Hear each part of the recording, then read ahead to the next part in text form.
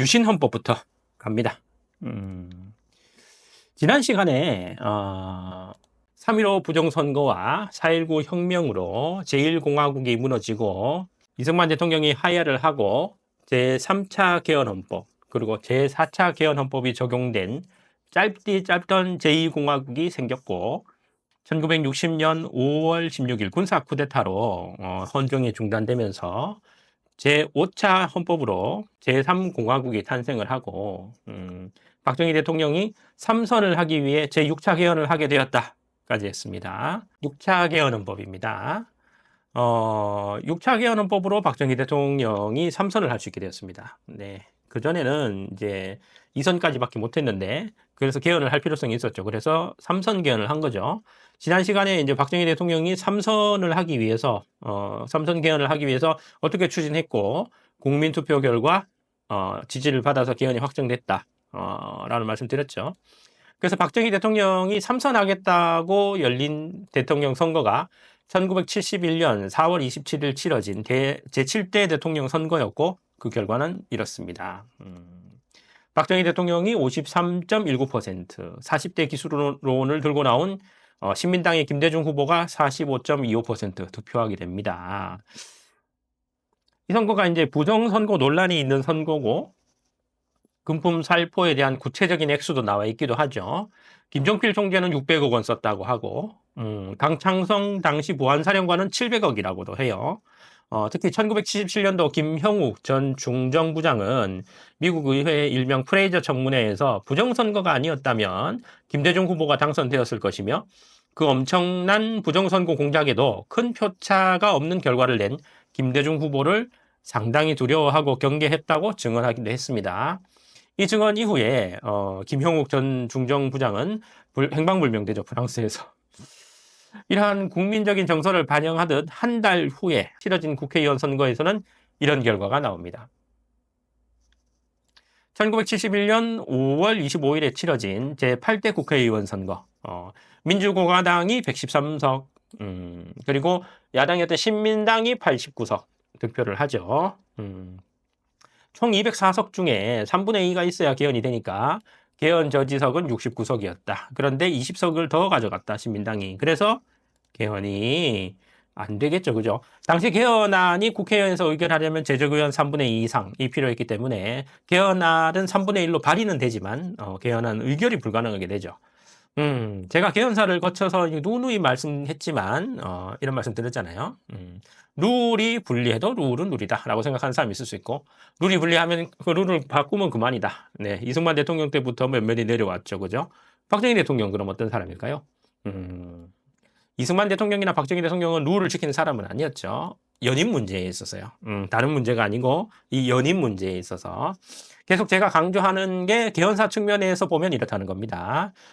역사적 평가 중에 법률적인 평가만 제가 이제 할 수 있는 것이고, 뭐 사회 정치적인 평가나 사회 경제적인 평가나 정치적인 평가는 뭐 제가 내리기에는 부적절해서 법률적인 평가만 내리는데 헌법사 측면에서만 보면 이 두 대통령은 기존의 연임 룰을 지킨 사람은 아니죠.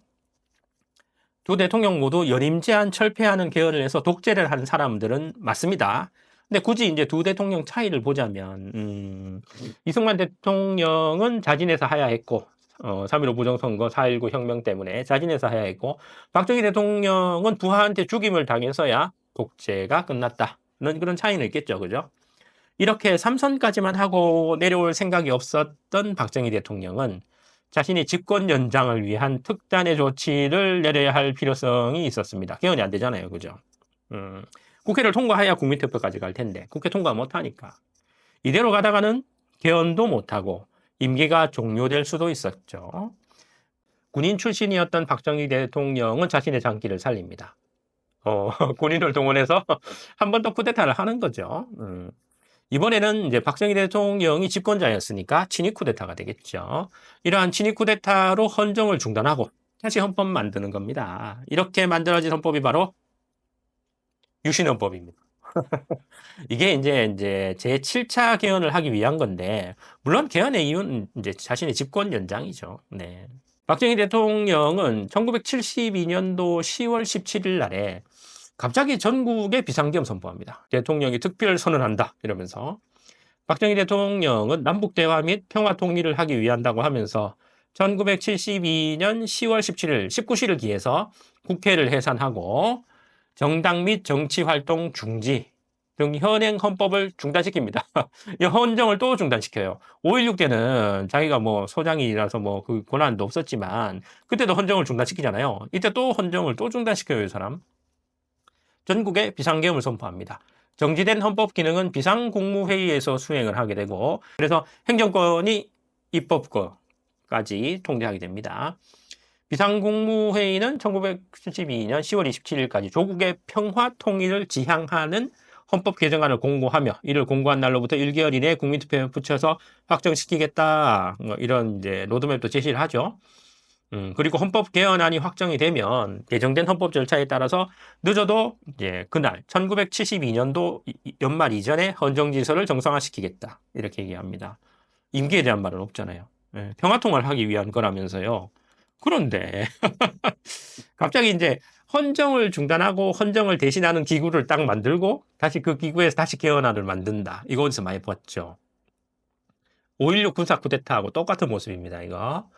5.16이 1961년도에 있었으니까 11년 만에 또 하는 겁니다. 박정희 대통령은. 다만 다른 점이 있다면 5.16 군사 쿠데타 때는 박정희 소장은 집권자가 아니었죠. 그때. 그런데 10월 유신에서의 박정희 대통령은 자신 집권자였다는 거고 공통점은 집권을 하거나 연장하기 위해서 군사력을 동원했다는 거. 이런 점에서 10월 유신은 또 친위 쿠데타죠. 네.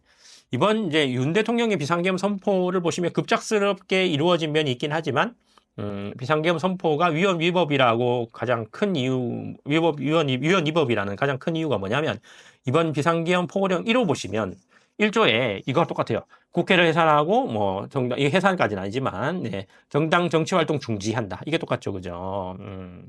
계엄 포고령 1조를 보면 국회, 지방의회, 정당 등 일체의 정치 활동을 금한다는 거잖아요. 똑같잖아요, 그죠? 이거 10월 유신하고 비슷하죠, 그죠? 헌정 중단을 목적으로 한 계엄 선포이기 때문에 위헌 위법이라는 겁니다. 이처럼 10월 유신으로 인해 개헌안이 마련되고 이 개헌안이 1972년도 11월 21일 국민투표에 붙여져서 이 개정안에 대한 국민투표 결과 투표율 91.9% 중에 찬성 91.5%를 받아서 확정이 됩니다. 이 개헌된 헌법이 바로 7차 개헌 헌법입니다. 자신이 이룩한 제3공화국의 헌정을 10월 유신이라는 친위 쿠데타로 중지시키고 헌법을 개헌해서 제4공화국을 세우게 된 박정희 대통령입니다.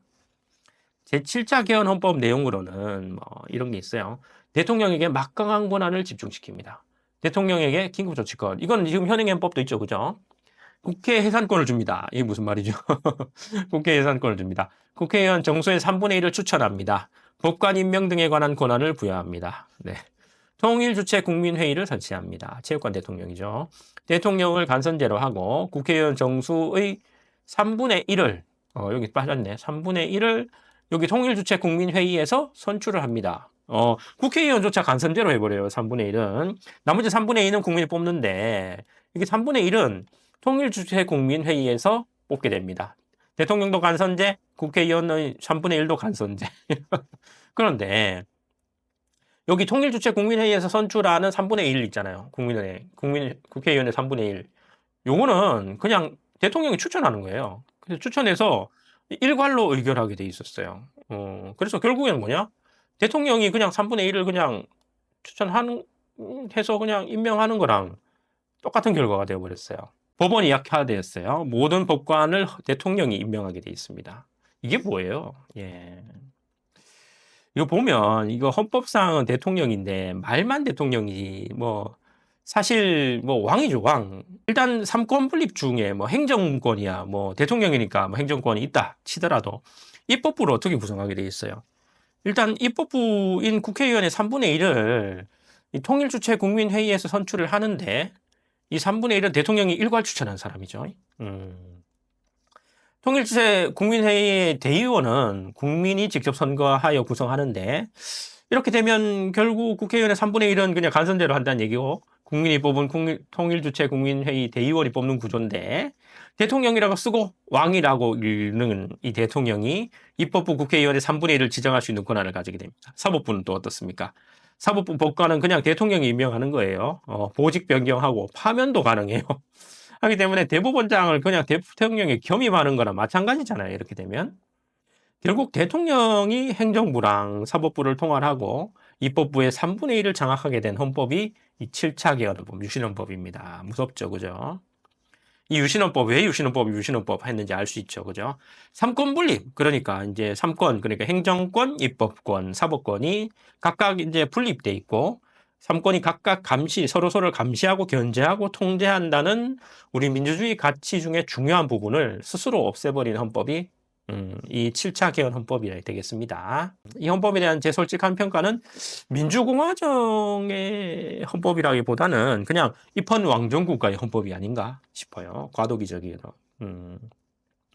옛날에 전제군주들은 국가의 모든 권한이 자신한테 있었잖아요. 왕한테 있었죠. 그죠? 근데 세상이 바뀌고 생각이 바뀌면서 전제군주들이 자신의 권한을 이제 하나씩 내려놓기 시작하는데 그 중에 이제 최초로 내려놓는 권한이 입법권이잖아요. 네.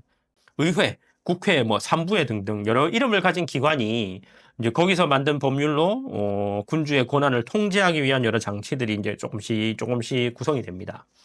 그랬다가 국왕이 이제 의회가 마음에 안 들면 해산시켜버리고, 전쟁하느라 돈 없으면 세금 거르려고 다시 이제 의회 소집하고, 이러다가 뭐 어디서 많이 들어본 스토리시죠? 네. 그러다가 그 이후에 의회에서 평민들이 이제 제3신분들이 막 뭐라 막 비판하니까 뭐 또 듣기 싫다고 뭐 해산하려고 하다가 반발하는 제3신분하고 일부 귀족, 1신분, 그리고 성직자 2신분이 모여서 한 게 뭐예요? 테니스 코트에서야. 테니스 코트의 맹세죠. 넬서몽 디 쥐어드폼이라고 하는데 이거 루이 16세가 이걸 무력으로 진압해서 강제 해산하려고 했고 이게 프랑스 대혁명의 도화선이 되잖아요. 이때 루이 16세의 권한이 뭐예요? 루이 16세의 권한이 뭐예요? 행정권, 사법권 자기가 가지고 있고, 네. 입법권 중에 일부를 양보한 거잖아요. 3부에. 이거랑 똑같은 거 아니에요, 지금? 그때나 있을 법한 권력구도예요. 제6신헌법은. 국가의 3권, 그러니까 입법권, 행정권, 사법권 중에 행정권, 사법권은 자기가 가지고 있고, 입법권 중에 3분의 1은 또 내가 가지고 있고, 3분의 1을 국민에게 양보하는 그런 구도? 그리고 국회 해산권도 가지고 있고. 그러니까 제7대 대통령 선거 이거 직전에 위기감을 느끼고 부정선거가 있었던 제7대 대통령 선거, 그러니까 이 유신체제를 만들기 직전 치러진 대통령 선거 과정에서 박정희 대통령이 한 말이 있습니다. 유세 과정에서. 국민들께서 마지막으로 나를 한 번 더 뽑아달라 해서 당선됐습니다. 그 과정에서 야당 후보인 김대중 후보는 이렇게 얘기했어요. 1971년 4월 18일 서울 장충단 공원 유세 과정에서 나온 말입니다. 김대중 후보 이렇게 얘기합니다. 이번에 박정희 씨가 승리하면 앞으로는 선거 없는 영구집권의 총통제를 한다는 데 확고한 증거를 나는 가지고 있습니다. 이렇게 얘기를 해요. 김대중 후보가. 예측이 정확했죠. 그죠? 결국 이 유신헌법에 의해서 통일주체 국민회의가 설치가 되고 이 통일주체 국민회의에서 1972년도 12월 23일 제8대 대통령 선거가 열립니다. 네. 단독 후보였고 득표율은 99.92%. 이거 하나마나 뭐 할 필요 없잖아요, 그냥. 네. 그 다음은 1978년도 7월 6일 날에 열린 9대 대통령 선거. 또 똑같아요. 단독 후보고 그냥 99.85%. 이 상태로 가면 그냥 박정희 대통령은 종신 집권하게 되었겠죠, 그죠? 그냥 왕이에요, 왕. 네. 전제군주랑 뭐가 다릅니까? 박정희 대통령이 1917년생이니까 한 84일까지 살았다고 치면 1988년도까지 대통령이었을 수도 있습니다, 이 사람. 안 죽었다면. 하지만 역사의 수레바퀴는 그렇게 굴러가지는 않았죠, 그죠? 1979년 10월 26일 운명의 그날이 옵니다. 이 날이요. 1979년 10월 26일 오후 8시경, 뭐 7시 40분, 7시 50분이라고 하는데 오후 8시경 중앙정보부장 김재규가 박정희 대통령을 살해합니다. 뭐 이 사건에 대해서는 그 원인부터 결과까지 뭐 여러 가지가 얘기가 나오고 여러 영화도 나왔잖아요. 그죠? 하지만 김재규 부장의 당시 행동을 보고 그 이후의 권력 공백 상태를 보면 이 살해 사건이 뭐 계획적이라고 보기에는 우발적이었고 준비가 엉성했다고 보기에는 치밀했다 하는 그 수사부장의 유행어가 딱 맞겠죠, 그죠? 이 사건으로 박정희 대통령은 사망했고 갑자기 권력은 공백 상태가 되어버렸습니다. 당시 국무총리이던 최규하는 대통령 권한대행으로 취임하고 헌법에 따라서 1979년 12월 6일 실시된 제10대 대통령 선거에서 대통령으로 당선됩니다. 하지만 권력이 없는 대통령이었어요. 최규하 대통령은. 왜냐하면 박정희 대통령 사후에 민주공화당 김종필 총재한테 원래는 출마하라 이랬는데 김종필 총재는 이제 직선제 개헌해가지고 직선제 선거 때 내가 출마하겠다 해서 불출마해가지고 최규하 후보가 출마를 했습니다. 야당이었던 신민당도 원래는 개헌 바로 하자 이랬는데 너무 촉박하니까 그래 그러면 대통령 해서 개헌하고 직선제 선거 시행하기 위해서 과도기적 정부다라는 것에 동의를 해서 일단 대통령으로 선출됐습니다. 최규하 대통령은. 이렇게 대통령으로 당선된 최규하 대통령은 이제 개헌을 진행해서 유신 체제 없애려고 자기를 하고 있었겠죠. 이렇게 기대하고 있었으나 그들이 옵니다. 누가 옵니까? 바로 이 사람들이 옵니다. 신군부. 하나회죠. 그죠? 이게 12.12 쿠데타를 성공하고 난 이후에 찍은 기념사진이라고 하는데 이 쿠데타들의 주역들이 여기 있는 거죠. 제가 어릴 때는 12.12 사태 이렇게 불렀는데 김영삼 정부의 역사 바로 세우기 작업을 거치고 대법원 판결로 군사 반란으로 정의되면서 공식 명칭은 12.12 군사 반란으로 되었습니다. 저도 이 용어에 따르기도 합니다. 네, 12.12 군사 반란. 드라마 보셔서 알겠지만 박정희 대통령은 말기에 세 개의 기관에 이제 힘을 실어주고 서로 견제하게 했다고 합니다. 차지철이 맡은 경호실, 김재규가 맡은 중앙정보부, 그리고 전두환이 맡은 보안사령부입니다. 이 세 개 기관에 서로 견제했다고 하는데 12족 사태로 인해서 어떻게 됐습니까? 네, 일단 김재규 부장은 1979년도 10월 26일 날에 박정희 대통령만 죽인 게 아니에요. 그죠? 같이 동석했던 차지철 경호실장도 죽여버립니다. 네. 그러면 어떻게 됐죠? 차지철 부장은 죽었죠. 그죠? 김재규 부장은 이제 당시 정승화 참모총장에 의해서 체포됐고 전두환 보안사령관이 이제 수사를 하게 되죠. 그죠? 그럼 결국 뭐예요? 세 개 권력기관 중에 두 개가 나가리. 예, 두 개가 수장이 죽어버리고 날아가 버린 상태 됐죠. 기관장이 죽고 후속 수사 받고 있으니까요. 그럼 자연히 나머지 권력기관이 권력을 잡게 되겠죠. 그죠? 그래서 1979년 12월 12일 우리 군은 이렇게 바쁘게 움직였습니다. 이야. 구사단 내려오고, 네. 구사단 내려오고 수경사 30경비단, 그리고 1공수, 5공수, 3공수. 이야, 이렇게 출동하죠. 얼마나 많이 출동합니까? 왜 이렇게 바쁘게 움직입니까? 정승화 합참 참모총장을 체포하기 위해서입니다. 왜 체포해야 됐습니까? 이 참모총장. 왜냐하면 전두환 보안사령관을 이제 동해안 경비사령관으로 보직이동 시켜버릴 계획을 하고 있었습니다. 정승화 총장이. 보직이동되면 보안사령관이 가지는 권력을 잃잖아요. 그렇기 때문에 10월 26일 당시 궁정동 안가에 있었던 정승화 총장이 그때 있었다라는 이유로 조사해야 되겠다는 명분으로 정승화 총장을 체포해버립니다.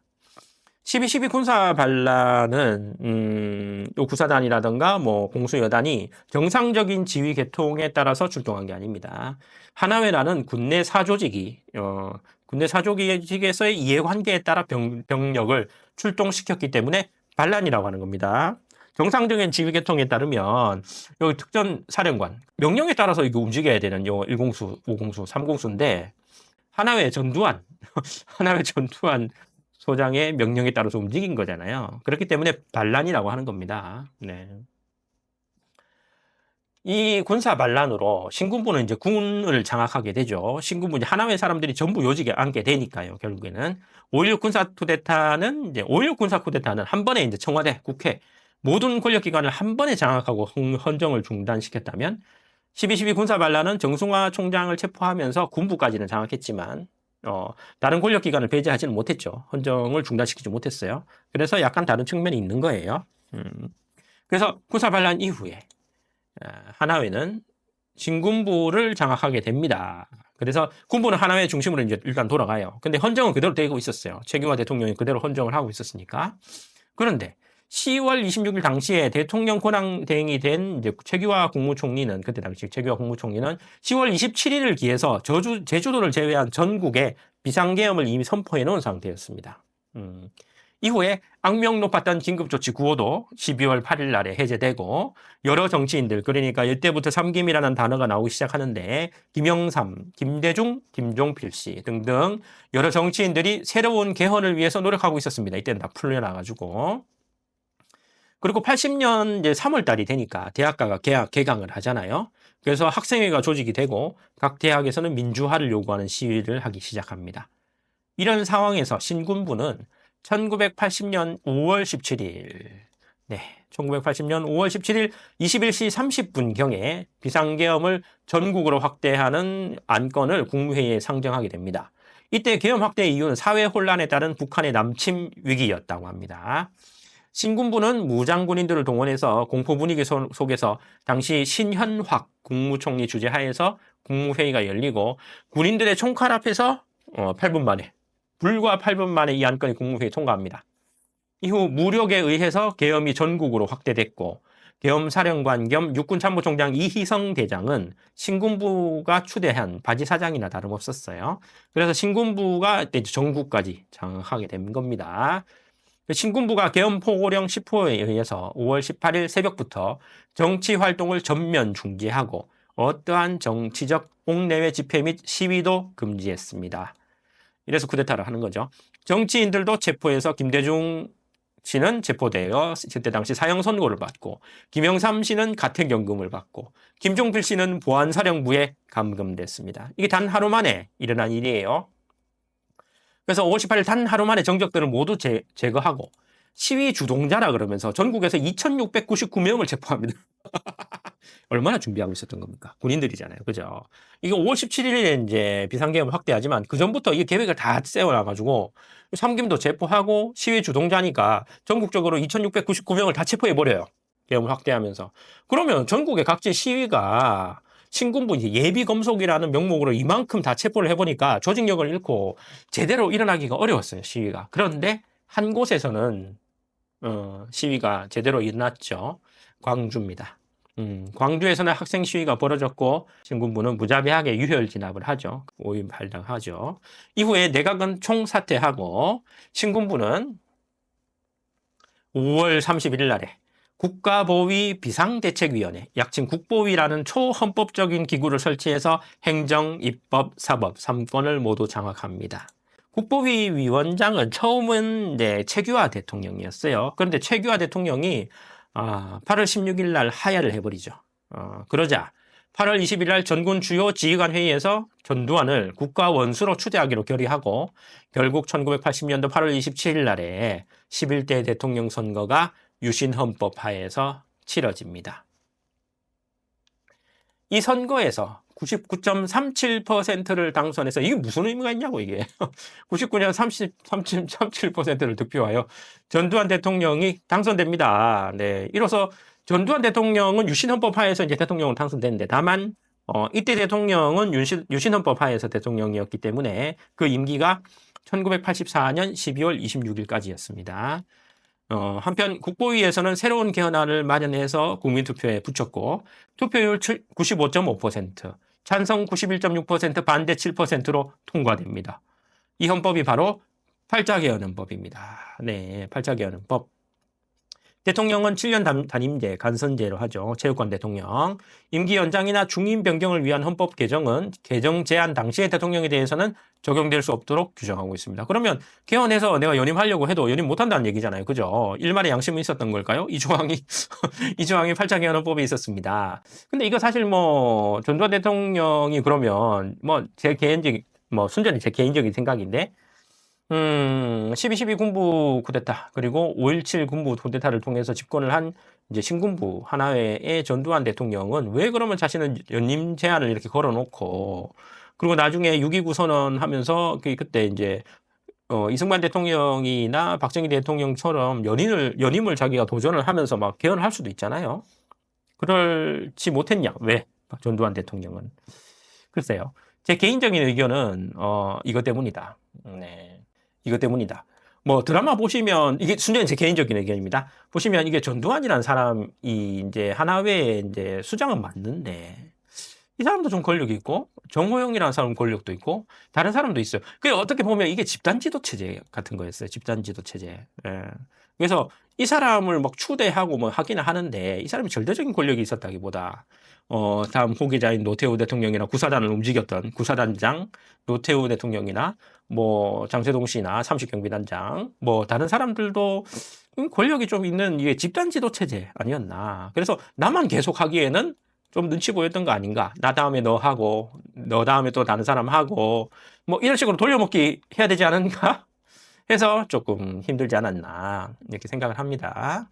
순전히 개인적인 의견이에요. 네. 그래서 연임 제한을 하는 규정이 이제 이 8차 개헌 헌법에는 있습니다. 그리고 국회의 국정조사권을 인정하고 법관 임명은 다시 대법원장이 합니다. 이게 근데 사실 유신헌법보다는 이제 대통령의 권한이 낮아졌죠, 그죠? 네. 유신헌법은 이거 다 가지고 있었지만 이만큼 또 돌려놓는 개헌을 하기는 합니다. 네. 그래서 대통령은 여전히 간선제였습니다. 대통령은 선거인단에서 무기명 투표하게 하는데 대통령 선거가 관제 선거라서 크게 의미는 없었어요. 네. 이 8차 개헌헌법에 따라서 이제 12대 대통령 선거가 열리고 1981년 2월 25일 열린 대통령 선거에서는 전두환 대통령, 민주정의당의 전두환 대통령이 이제 당선이 됩니다. 크게 의미 없어요, 다른 후보들. 이 관제 선거라서 이거 다 제1야당 이런 거 다 이게 만든 거예요. 네, 군부에서. 네. 하기 때문에 큰 의미가 없어요, 이거는. 네. 그렇게 후보가 여러 명 있었지만 이제 의미가 없는 후보들이었고 전두환 대통령이 대통령으로 당선된 이후에 시간은 흘러서 이제 임기가 끝날 때가 되는데, 네. 1987년 4월 13일 호헌 선언합니다. 네. 호헌이 뭔 뜻이냐? 헌법을 수호하겠다, 지키겠다 이 말이잖아요. 그죠? 네. 간선제 그대로 하겠다 이 말입니다. 네. 간선제였던 제8차 개헌 헌법을 그대로 유지하면서 정권 이양하겠다는 발표를 한 건데요. 누구한테? 내후계자 노태우한테. 이 호헌 선언은 대통령 직선제 개헌을 원하던 국민들의 반발을 샀습니다. 이때는 이제 5.17 쿠데타로 잡혀 들어갔던 신민당 정치인들이 1985년도에 대거 사면되었고 이들이 신한민주당이라는 당을 구성해서 총선에서 제1야당 자리를 차지한 이후의 시점이었기 때문입니다. 그래서 시위를 계속 하는데 직선제 해라. 호헌 그러니까 나 이게 생각난다. 제가 고등학교 때 우리 독일어 선생님이 이 세대셨어요. 민주화 운동 세대셔가지고 그 한날에 나한테 발표를 시키고 너 이름 뭐야? 이렇게 물었는데 이호헌입니다. 이렇게 얘기하니까 야 호헌 이렇게 얘기하면서 외쳤던 구호가 있습니다. 그 선생님이 호헌철폐 독재타도 호헌철폐 독재타도 그때 시위 보면 이렇게 하면서 뭐 이렇게 대학생들이 돌아다니잖아요. 그래서 날 놀렸던 기억이 납니다. 호헌철폐 독재타도가 민주화 시위의 구호였습니다. 호헌을 철폐하고 독재를 타도하자 이런 말이죠. 그래서 계속적인 시위 중에 1월 달에 돌아가시는데 박종철 여사가 1월 달에 죽었는데 이 사건을 조직적으로 은폐했다라는 은폐 폭로가 1987년 5월 18일 5.18 7주기 정의사전구회단 미사에서 은폐가 폭로가 됩니다. 이게 그래서 기폭제가 되죠. 그래서 이렇게 이 은폐가 폭로되고 난 이후에 전국적인 시위가 일어납니다. 그래서 시위가 일어나던 중에 1987년 6월 9일 연세대학교에서 시위를 하던 연세대생 이한열 씨가 후두부에 최루탄이 직격되면서 뇌사 상태로 되었다가 사망을 합니다. 이후 6월 항쟁은 본격화됐고 전두환 대통령의 호헌 선언은 범국민적인 저항에 부딪히게 됩니다. 전두환 대통령은 군인을 동원해서 진압하려고 계획을 세웠어요. 계획을 세웠는데 이때 당시에 미국에서 경고가 나옵니다. 미국에서 경고하고 군부 내에서도 반대합니다. 군부 내에서도 고명승 보안사령관이나 민병돈 특전사령관이 대놓고 깨깁니다. 대놓고 전두환 대통령한테 반대 의사를 표현했습니다. 네, 이거 진압하려 하면 안 나가겠다. 특전사는 못 내보낸다. 이렇게 얘기를 했습니다. 그래서 근데 이 사람들 고명승 보안사령관이나 민병동 특전사령관은 12.12 참여 군인인데도 12.12에 참여한 사람들인데도 이렇게 반대했습니다. 그래서 전두환 대통령이 결국에는 이제 백기투항을 하죠. 이런 걸 보면 이 집단지도체제 안에서 하나회란 집단지도체제 안에서 만약에 이거 전두환 대통령이 노태우 그때는 대통령 아니니까 노태우 씨한테 이걸 이게 후계자를 안 양보했으면 아예 이게 잘렸을 수도 있겠다. 그만큼 위상이 다른 거죠. 네. 결국 전두환 대통령은 백기투항합니다. 네. 전두환 대통령은 직선제 개헌을 받아들이고 당시 후계자라고 지정된 노태우 민주정의당 대표가 87년도 말에 개헌하겠다, 직선제 개헌하겠습니다 하는 6.29 선언을 발표합니다. 이에 따라서 개헌된 헌법이 현행 헌법인 제9차 개헌 헌법입니다. 이 얼마예요 지금? 37년이나 됐어요. 37년이나. 되게 오래됐잖아요. 그죠? 이전에 헌법들이 수명이 되게 짧은 거를 얘기하면 정말 오래된 거예요. 대통령 임기는 5년 단임 직선제로 하고 헌법재판소를 설치하고 여러 등등등등 있습니다. 이로써 6공화국이 탄생이 됩니다. 현재까지 이 헌법으로 37년 정도를 헌법 10호, 제9차 개헌헌법, 헌법 10호가 우리나라 헌법으로 기능하고 있습니다. 이후 우리 대한민국은 어떻게 됐습니까? 네. 제13대 대통령 선거 1987년도 12월 16일입니다. 노태우 후보가 36.64%로 1위 당선입니다. 40%도 안 돼요, 지지율. 그죠? 36.6%로 당선이 됩니다. 그 이후에 1992년 12월 18일에 열린 14대 대통령 선거에서는 김영삼 대통령이 41.96%로 간신히 당선이 됩니다. 그 다음 15대 대통령 선거 1997년 12월 18일 김대중 후보가 40.21%, 이게 다 40%예요. 네, 당선이 됩니다. 제16대 대통령 선거 2002년 12월 19일 날에 노무현 후보가 48.91%로 또 당선이 됩니다. 17대 대통령 2007년 12월 19일 이명박 대통령이 48.67%로 당선이 됩니다. 그 다음 18대 대통령 2012년 12월 19일 박근혜 대통령이 51.55%로 당선이 됩니다. 그 다음 19대 대통령 선거, 이 앞에까지는 전부 12월 달에 했잖아요. 그죠? 12월 19일, 12월 19일, 12월 18일 뭐 이렇게 됐는데 19대 대통령 선거는 2017년 5월 9일 날에 됩니다. 박근혜 대통령이 파면됐거든요. 그래서 문재인 더불어민주당 후보가 문재인 대통령으로 41.08%, 약 50%를 안 넘어가요. 네. 로 당선이 됩니다. 이후 문재인 대통령은 임기 잘 마치고 20대 대통령 선거, 그래서 5월 달이죠. 2017년 5월 9일 날에 국민의힘 윤석열 대통령이 48.56%, 조금 높은 지지율. 다른 사람들은 다 30%, 40% 이러는데 48.56%로 당선이 됩니다. 근소한 차이로. 그때 이재명 후보는 47.83% 받았으니까요. 근소한 후보로 0.7 거의 0.67% 차이로 윤석열 대통령이 당선이 되고, 이 대통령이 지금 구속이 되어서 탄핵이 되면 대선이 언제 치러질지는 모르겠는데, 만약에 3월 달에 탄핵되면 2개월 후니까 5월 달에 다시 대선이 일어날 수도 있겠죠. 만약에 탄핵된다면. 자, 이렇게 9차 개헌 헌법으로 우리가 13대 대통령 선거부터 20대 대통령 선거까지 이 1987년 개정 제9차 개정 헌법으로 치러냈습니다. 3, 4, 5, 6, 7, 8, 9, 0 8명의 대통령이 이 개정 헌법으로 이제 무사히 성공적이고도 민주적인 방법으로 국가 지도자 변경을 경험을 했습니다. 37년, 40년, 근 40년 동안 8명. 그래서 저만 해도 사실 지금 대통령이 이제 권력에 취해서 안 내려오고 또 한 번 더 해먹으려고 용을 쓸 거야 라고 생각할 수는 없죠. 그죠?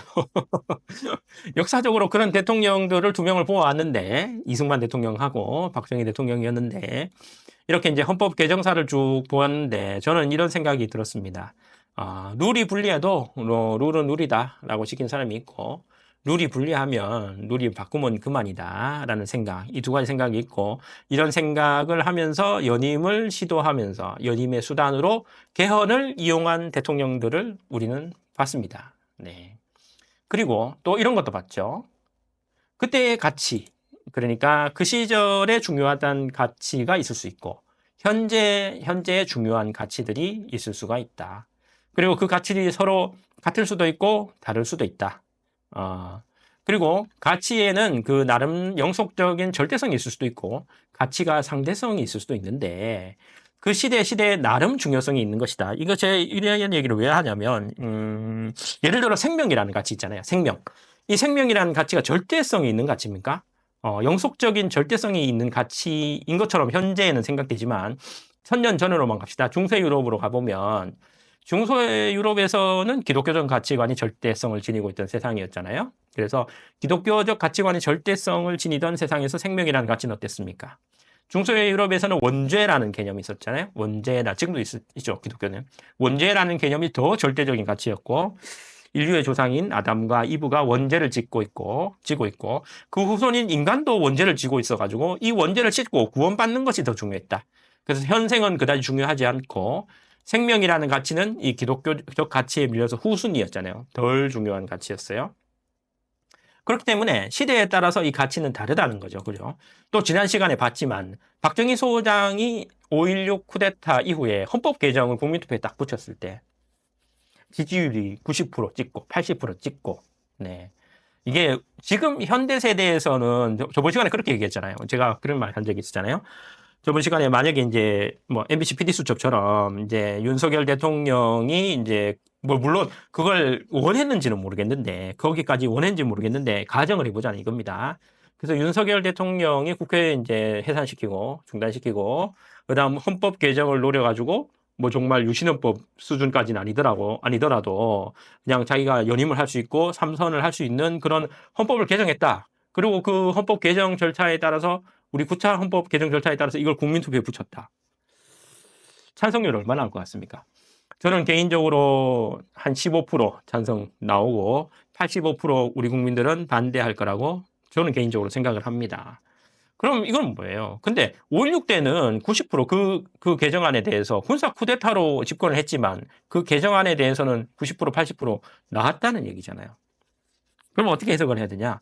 현재 우리 세대가 중요하게 여기는 가치들이 있습니다. 저번 시간에 말했던 민주주의라든가 평등이라든가 공정이라든가 인권이라는 가치가 있습니다. 근데 이런 가치보다는 그 당시 분들은 이제 생존, 입에 풀칠하자, 사회적으로 안정을 이룩하자, 경제를 발전시키자. 이런 가치들이 더 이제 중요했다. 더 현실적으로 다가온 가치였다. 그래서 가치는 이제 가치 자체로 절대성이 있는 것이 아니라 그 사회 현실에 따른 중요도에 있는 상대성이 있다고 이렇게 말씀드립니다. 이런 두 가지 이제 아까 말했던 룰하고 요 가치의 상대성 이걸 본다면 헌법 개정의 측면에서만 이게 저희가 본다면 이제 룰이 불리하고 유리하고를 떠나서 룰이 사회 현실하고 맞지 않는다 이러면 룰 바꾸는 게 맞아요. 그래야 현실에 적합한 헌법이 되잖아요. 가령 이제 우리 9차 개헌헌법 10호 헌법은 87년도에 개정됐습니다. 이미 40년 전에 현실을 반영한 헌법이잖아요. 그래서 헌법학자들 분들도 이런 어떤 규정은 현실에 맞게 수정하고 현실에 맞게 이제 또 추가를 해야 된다라고 많이들 말씀하십니다. 그래서 이런 개정은 언제든 환영이고 개정이 일어나야 됩니다. 그러나 자신의 이익, 그러니까 임기를 연장하고 한 번 더 대통령을 하고 종신 집권을 하고 싶고 이런 동기에서 일어난 개헌은 현재 우리 세대들의 가치로는 그 정당성이 인정될 수 없다. 종합해 보면 자. 우리가 보았던 9차 9번에 걸친 개헌이 있습니다. 제헌법이 만들어지고 이승만 대통령이 발췌 개헌을 했고 2차 개헌에서 4.4.5.6 개헌하면서 종신 집권하기 위해서 했으나 3.15 부정선거에서 무너지고 4.19 혁명으로 인해서 제1공화국이 무너졌습니다. 그래서 제2공화국이 나왔지만 소급입법 개헌을 했고 축제자들 처형했습니다. 하지만 5.16이 발생하면서 3공화국이 나왔고, 삼선 개헌하려고 개헌했고, 삼선 개헌, 여기서 공화국이 끊어지죠. 이제 3공은 여기서 끝나고, 종신 집권을 하기 위해서 왕되고 싶어 해서, 아까 얘기했잖아요. 유신헌법은 뭐다? 민주공화정의 헌법이 아니라 전제군주정의 헌법 같다. 유신헌법 개헌해서 종신 집권을 노렸지만, 여기 12.6으로 죽음으로써 이제 그 독재가 끝나고 12.12 사태 그리고 5.16 군사 쿠데타로 다시 쿠데타로 인해서 5.50이 성립하고 6.29 선언으로 직선제로 개헌하면서 제6공이 나왔다. 네. 개헌 사안을 이렇게 정리를 했는데 1차 발췌 개헌, 4.4.5.6 개헌, 그리고 6차 6차 개헌, 3선 개헌, 그리고 7차 유신헌법 개헌은 자신의 임기를 연장하기 위한 겁니다. 정당성이 없죠?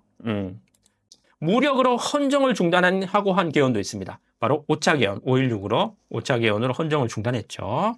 그리고 8차 개헌, 네, 12.12 사퇴하고 12.12 군사 반란하고 또 계속 사퇴를 옛날 사람이 돼서 12.12 군사 반란하고 5.17 쿠데타로 인해서 군사 쿠데타로 인해서 헌정을 중단하고 8차 개헌. 그래서 헌정 중단 개헌은 5차 개헌, 8차 개헌입니다. 그래서 여기까지 요거 5개 개헌은 6개 개헌은 어떤 정당성도 없는 개헌이죠. 근데 개인적으로만 보면 사실 이제 소급 입법임이라는 4차 개헌도 사실은 이제 법에 이제 소급 입법을 하면 안 된다는 법의 원리에 반하는, 하지만 국민들은 다 동의를 했던 그런 이제 개헌이라서 저 개인적으로는 약간 이제 세모다. X는 아니고 그 재헌헌법이랑 3차 개헌 20 헌법 그리고 9차 개헌 헌법은 네. 헌정 중단이라든가 뭐 재헌헌법 빼고 헌정 중단이라든가 뭐 이런 수습을 하기 위해서 정당성을 가진 개헌이었다라고 볼 수 있겠습니다. 네, 재헌헌법은 우리나라 국가를 만드는 헌법이니까 당연히 정당성이 있겠죠, 그죠? 그래서 요 3개 정도 재헌헌법하고 자 3차 개헌하고 제9차 개헌 개인적으로는 하지만 이제 국민 합의를 생각하면 제4차 개헌도 뭐 들어갈 수 있겠다. 네. 헌법 개정사 보시면서 이제 3번에 걸쳐서 이제 제가 살펴봤는데요. 헌법 개정사 보면서 어떤 생각 드셨습니까? 저는 헌법 개정사 보면서 이렇게 결론 내기는 합니다. 그때는 맞을 수 있고 지금은 틀리다. 그때 그 당시에는 그 개헌이 이제 받아들여졌을지 모르겠는데 현재 우리 세대들에게는 이런 개헌이 일어나서는 안 되겠구나. 그만큼 시대가 변했다. 우리 부모님 세대, 삼촌 세대의 가치와는 조금 달라졌구나. 우리 현대 한국 사회가 이렇게 변했구나. 하면서 결론을 내겠습니다. 끝. 네.